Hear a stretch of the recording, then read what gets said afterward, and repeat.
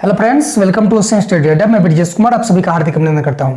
आज के इस वीडियो में हम आपके लिए लेकर के आए हुए हैं पूरे 8 चैप्टर से, यानी बायोलॉजी के जो 8 चैप्टर हैं उन 8 चैप्टर से कुछ सिलेक्टेड क्वेश्चन को निकाल करके आपके सामने रख रहे हैं। ठीक है, तो इस जो है वीडियो को आप पूरा देखिए और एक नोटबुक और पेन लेकर के बैठ जाइए, सारे क्वेश्चन को नोट डाउन कर लीजिए, क्योंकि इस क्वेश्चन से बाहर आपका एग्जाम नहीं होने वाला है। ठीक है, तो आप जो है मात्र इस वीडियो को देख करके और इन सारे क्वेश्चन को एक बार आप रिकॉल कर लेते हैं तो आपका एग्जाम जो है 100% श्योर है कि इससे बाहर नहीं आएगा। ये हम आपको पूर्णतः भरोसा दिलाते हैं। सबसे पहले आपको पता है कि ये जो बायो है, बायो के जो क्वेश्चन होते हैं उसमें जो क्वेश्चन जो होते हैं 8 क्वेश्चन आपके आएंगे। 8 क्वेश्चन आएंगे 2-2 मार्क्स वाले, और इसमें से आपको 4 बनाने हैं, यानी 2 नंबर के जो क्वेश्चन होंगे वो 4 बनाने होंगे, यानी आपको मिलेंगे कितने, 8 नंबर मिलेंगे। और 2 क्वेश्चन आपके आएंगे कौन से, 5 नंबर वाले, जिसमें से आपको बनाना 1 है, तो यहां से आपको 5 नंबर मिलेगा। टोटल आपको जो है 13 नंबर का जो है पूछा जाएगा प्रश्न। ठीक है, तो अगर आप 4 क्वेश्चन 2 नंबर वाला करते हैं और 1 क्वेश्चन 5 नंबर का करते हैं तो आपको 13 नंबर प्राप्त होंगे। ठीक है, इन 13 नंबर को लाने के लिए आप मात्र इतने क्वेश्चन को, यानी इसमें जो है 25 से 30 क्वेश्चन आपके सामने हम रख रहे हैं, इतने क्वेश्चन को आप एक बार रिकॉल कर लेते हैं तो ये पूर्णतः जो है हम आपको भरोसा दिलाते हैं कि इससे बाहर नहीं आएगा। ठीक है, तो एक नोटबुक और कलम लेकर के बैठ जाइए और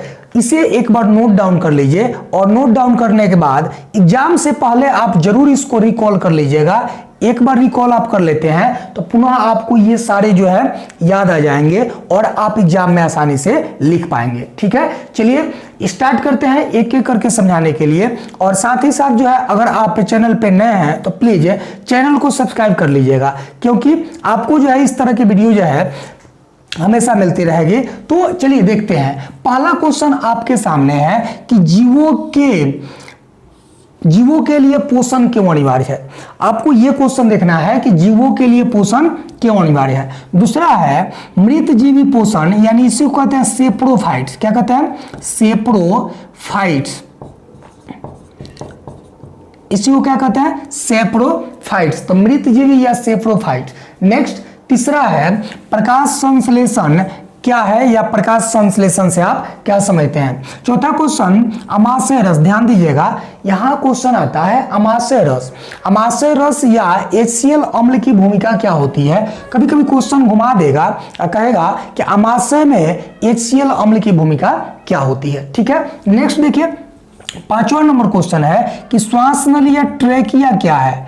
ट्रेकिया क्या है, तो श्वास नली या ट्रेकिया क्या है, यह क्वेश्चन जो है आपसे कई बार पूछा हुआ है। ठीक है, नेक्स्ट किण्वन। किण्वन क्या है, और साथ साथ इसमें यह जोड़ देता है कि यह कहां होता है। किण्वन क्या है, किण्वन की क्रिया कहां होती है। ठीक है, 7वां क्वेश्चन है आपके सामने कि लगातार दौड़ने से व्यक्ति के पेशियों में दर्द या ऐंठन होता है क्यों। तो अगर दर्द रहेगा तब भी, ऐंठन रहेगा तब भी, आप आंसर वही लिखेंगे। ठीक है, नेक्स्ट 8वां क्वेश्चन आपके सामने कि वाष्पोत्सर्जन क्या है और वाष्पोत्सर्जन का क्या महत्व है, यानी पौधों के लिए वाष्पोत्सर्जन का क्या महत्व है। ठीक है, चलिए नेक्स्ट लाल रक्त कणिकाएं ऑक्सीजन वाहक होती है कैसे। लाल रक्त कणिकाएं ऑक्सीजन वाहक होती है कैसे। अगला क्वेश्चन 10वां नंबर है कि धमनी और शिरा में अंतर स्पष्ट करें। धमनी और शिरा में अंतर स्पष्ट करें। 11 नंबर क्वेश्चन जाइलम तथा फ्लोएम में अंतर स्पष्ट करें। जाइलम और फ्लोएम में क्या करना है, अंतर स्पष्ट करना है। नेक्स्ट 12 नंबर उत्सर्जन, उत्सर्जी पदार्थ को परिभाषित करना है। तो इसे आप तो आसानी से बता सकते हैं, उत्सर्जन की क्रिया में जिन पदार्थों का निष्कासन होगा उसको उत्सर्जी पदार्थ कहते हैं। ठीक है, चलिए ग्लोमेरुलर फिल्ट्रेशन क्या होता है। जब ग्लोमेरुलर फिल्ट्रेशन आप देखेंगे तो वहां एक क्वेश्चन और आप थोड़ा सा नजर दौड़ा लीजिएगा उस पर कि अल्ट्रा फिल्ट्रेशन क्या होता है। ठीक है, चलिए अगला क्वेश्चन है जिब्रेलिन्स। ये जो है क्या है जिब्रेलिन्स, तो पादप हार्मोन है। पादप हार्मोन हमने आपको बताया था कि auxin, gibberellins, cytokinin, abscisic acid और एथिलीन, ये 5 जो है औतकी और कार्यकी के आधार पर 5 ये पादप हार्मोन है। उसमें से आपसे पूछा जाएगा कि जिब्रेलिन्स क्या है और जिब्रेलिन्स की उपयोगिता क्या है, यानी इसका उपयोग कहाँ किया जाता है। ठीक है, नेक्स्ट, मस्तिष्क का कार्य, मानव मस्तिष्क क्या काम करता है, इसका कार्य क्या है। ठीक है, आप इतना जरूर करके जाएंगे।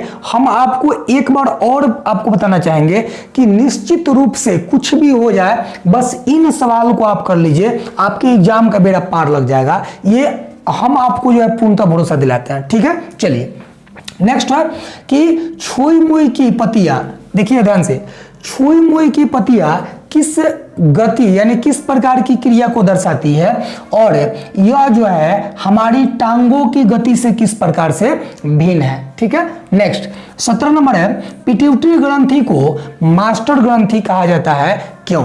ठीक है, पिट्यूटरी ग्रंथि को मास्टर ग्रंथि कहा जाता है, क्यों। नेक्स्ट देखिए, पुरस्थ ग्रंथि और पुरस्थ ग्रंथि के कार्य, कभी कभी जो है इस पुरस्थ ग्रंथि को प्रोस्टेट ग्लैंड भी लिखा जा सकता है, यानी हिंदी में आपको लिख देगा प्रोस्टेट ग्लैंड। ठीक है, और प्रोस्टेट ग्लैंड क्या है और प्रोस्टेट ग्लैंड के कार्यों का उल्लेख करें, यह क्वेश्चन आया हुआ है कई बार। नेक्स्ट, जनसंख्या नियंत्रण में रासायनिक विधि का उपयोग किस प्रकार से किया जा रहा है।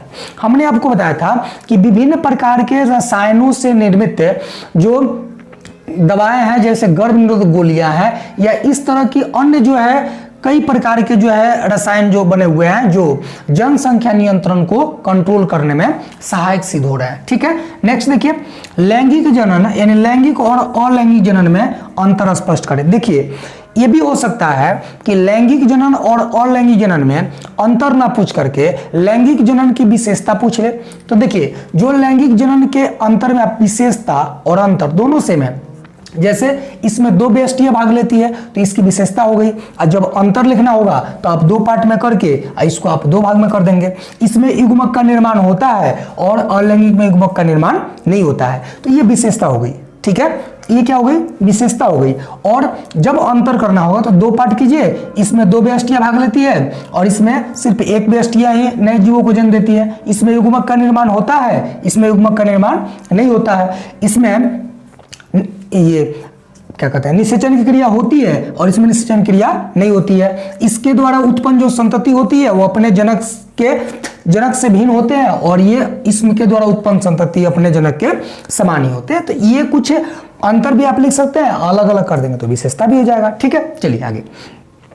निषेचित न हो सकने वाले अंडाणु का क्या होता है। देखिए, निषेचित न हो सकने वाले अंडाणु का क्या होता है, और जब इसको आप देखेंगे निषेचित न हो सकने वाले अंडाणु का क्या होता है, तो आप वहां जो है एमसी यानी मेंस्ट्रुअल साइकिल को जरूर देख लेंगे। मासिक चक्र, रजोधर्म, मासिक स्राव, इन सारे नाम से जो है उसको पूछ लिए जाते हैं। ठीक है, अगला क्वेश्चन आपके सामने, समजात और असमजात अंग क्या है।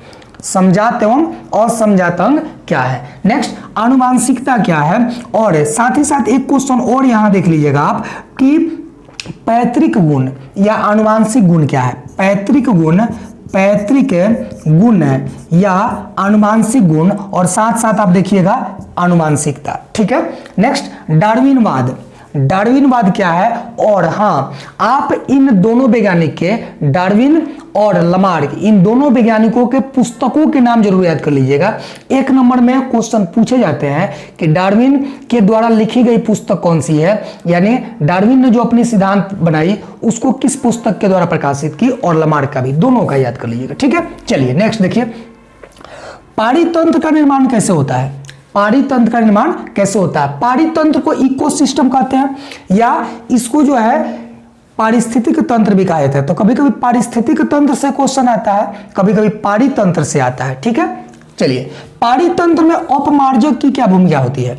पारितंत्र में अपमार्जक की भूमिका क्या होती है, और अपमार्जक को क्या कहते हैं, अपघटनकर्ता बोलते हैं। क्या बोलते हैं इसको, अपघटनकर्ता भी बोला जाता है। तो पारितंत्र में अपघटनकर्ता यानी अपमार्जक की क्या भूमिका होती है, इसे आप देख लेंगे।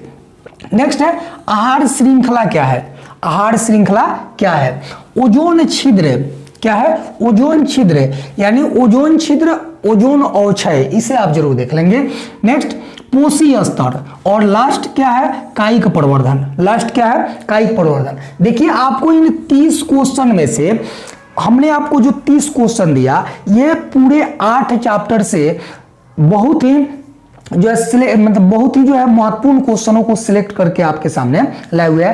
पूरी जो है फुल जो है, यानी कि इस 30 से आपके बाहर जो एग्जाम में नहीं आने वाले हैं। अब मात्र इस 30 क्वेश्चन को आप देख लीजिए, और इसमें से आपको कितने का आंसर देना है, मात्र 4 का आंसर देना है, और 4 तो इससे बाहर आने वाला ही नहीं है। आगे आप देखिए 5 नंबर में आपको मात्र 1 क्वेश्चन करने हैं। आपके एग्जाम में 5 नंबर का 2 आएगा, 2 में से आपको करना कितने हैं, 1 करना है। हम आपको जो है सिलेक्ट करके दिए कितने हैं, 5 हैं, और इन 5 को अगर कर लेते हैं तो 5 में से 2 आपका टकराएगा ही टकराएगा, अगर 2 नहीं टकराता है तो 1 जरूर टकराएगा, इससे बाहर नहीं आएगा। ये हम आपको पूर्णतः भरोसा दिलाते हैं। चलिए, सबसे जो है ज्यादा चांस जो बनता है वो नेफ्रॉन पे बनता है, यानी पिछला बार जो है आपसे न्यूरॉन पूछा गया था, और इस बार जो है नेफ्रॉन यानी ब्रीक नलिका, ये जो है 100% जो है इसका चांस बनता है कि इस बार एग्जामिनर आपसे ये क्वेश्चन पूछ ले। ठीक है, दूसरा है एक प्रारूपी पुष्प के अनुदैर्ध्य काट कर नामांकित चित्र बनाए, और साथ ही साथ कभी कभी वर्णन भी पूछ लिया जाता है, तो उसमें आपको कुछ नहीं करना है। वर्णन में दलपुंज, बायदलपुंज, पुमंग और ज्यांग, इन चारों को जो है पॉइंट वाइज दिखा करके इसको एक्सप्लेन कर दीजिएगा,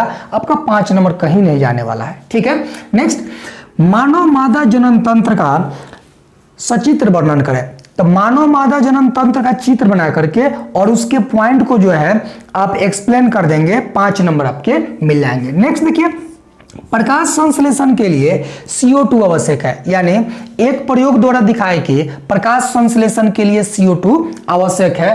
और साथ ही साथ देखिए, जब अगर ये क्वेश्चन घुमा करके आता है तो आता है कि एक प्रयोग द्वारा दिखाएं कि प्रकाश संश्लेषण के लिए सूर्य की रोशनी आवश्यक है।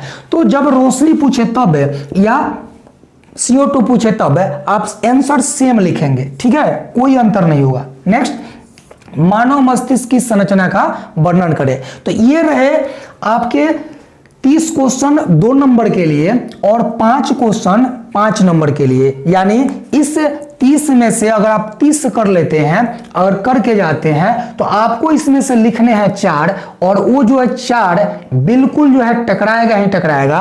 और इन 5 को अगर आप करके चले जाते हैं तो इन 5 में से आपको लिखने हैं 1, और 100% श्योर होकर के जाइए कि इससे बाहर आपका एग्जाम नहीं होने वाला है। ठीक है, तो बेस्ट ऑफ लक आप सबको, सभी के लिए। और अंतिम में जो है आप जो है अपनी तैयारी को पूरे जो है जी जान से जो है लगा दीजिए, और अपनी काबिलियत को जो है दुनिया के सामने प्रस्तुत कर दीजिए। मिलते हैं नेक्स्ट वीडियो में। बेस्ट ऑफ लक सभी को।